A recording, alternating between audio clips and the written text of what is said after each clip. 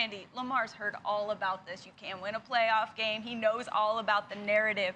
What do you think he needs to do particularly tomorrow to get over the hump? Well, I don't really think it's just Lamar Jackson. I think it's the offensive coordinator, Greg Roman, to really understand that this is a team effort, that it's 11 guys on that field. I think in the past, with them being able to have a guy like Lamar Jackson, they have relied too much on Lamar Jackson in their running game. But when you have a rookie like Dobbins, you got Gus the Bus, you have the Mark Andrews, and then you have a guy like Dez Bryant is showing up in the end zone every now and then. So I think collectively it is a team over there, and I do not want them to forget about the 10 other guys that they have on that team going with Lamar Jackson. I think that something that I see happening is people are discounting Lamar Jackson. I think partly because he's such a great runner, and partly because they started out, he didn't have the MVP-type numbers early in the year. But in the last 5 weeks, Lamar Jackson, the passer, has been incredible. His completion percentage is better than Drew Brees, better than Russell Wilson, better than Patrick Mahomes. He's got the best QBR in the entire NFL in the last 5 weeks. This guy is hot. He's hot as a runner, obviously, but as a passer, we don't give him enough credit. And what do we say all the time? It's all about the team that gets hot at the right time. The Baltimore Ravens are a team you do not want to play right now. Their quarterback is playing great as a passer and obviously as a runner. Quickly, excuse me, Brew. Do you remember what Lamar Jackson said a couple of weeks ago, how they was taking each regular season game? They said, this is our playoff. They wanted to get in the playoffs. So you speaking about Lamar Jackson being probably the hottest player in the National Football League right now, Matt, I'd agree with you. Sorry, Brew. That's all right. Sometimes the team you play overrides any situation. I mean, playoff game, preseason game, no matter when it is, the team you play.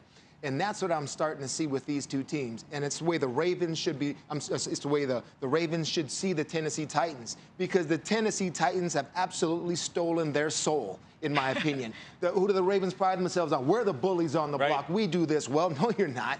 The Ravens play it better. They pound it down your throat. They run the fake punts. They do all that stuff. So playoff game, Lamar shouldn't even be thinking about that. It's about establishing who you are to the entire league. No, we're the toughest team. That's what they have to do in this game. Yeah, and history tells me Baltimore is not going to be bullied 3 times in a row. You think so? We're going to see.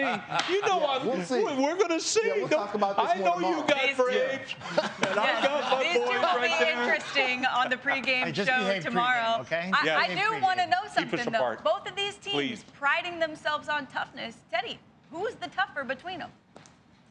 The answer is obvious right now. Okay? I agree. Who the tougher team is. All right, and it's the Tennessee Titans. Based on, I'll tell you, based on what? Based on the last 2 games that they've played. Absolutely. Well, I will give you that they were clearly the more physical team the last 2 times they played. Wink, I'm calling you out, Don Martindale. You got to have my back, buddy.